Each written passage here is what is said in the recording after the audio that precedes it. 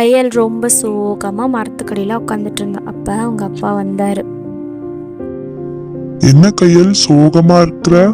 என்னாச்சு? அப்பா, சித்தி எப்ப பார்த்தாலும் திட்டிக்கிட்டே இருக்காங்கப்பா. என்ன சொன்னாலும் கேட்கவே மாட்டேங்கிறாங்க. மீனா சொல்றதான் கேக்குறாங்க.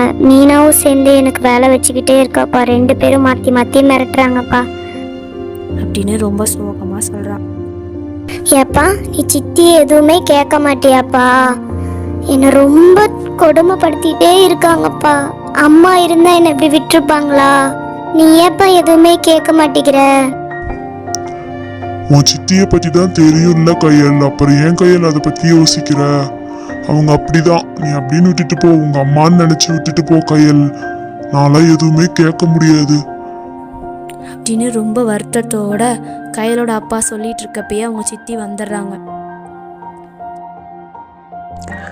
என்ன இங்க ஏதோ பட்டிமன்றம் நடந்துட்டு இருக்குது? என்ன பேசிட்டு இருக்கீங்க? அதெல்லாம் ஒண்ணும் இல்ல, சும்மாதான் கையலுக்கு ஏதோ உடம்பு சரியாட்டு இருக்கு, அதான் சும்மாதான் கேட்டுக்கிட்டு இருந்தேன். ஏ கயல், உன்னை நான் அரிசி மாவு தானே ஆட்டி வைக்க சொல்லிட்டு வந்தேன். இங்க என்ன உட்காந்து கதை அடிச்சிட்டு இருக்க? யார் அந்த மாவு ஆட்டுவா? ஆட்டினா தானே நைட்டு புளிக்கும் தோசையெல்லாம் சுட முடியும். போய் நான் சொன்ன வேலையை முதல்ல செய்ய போ.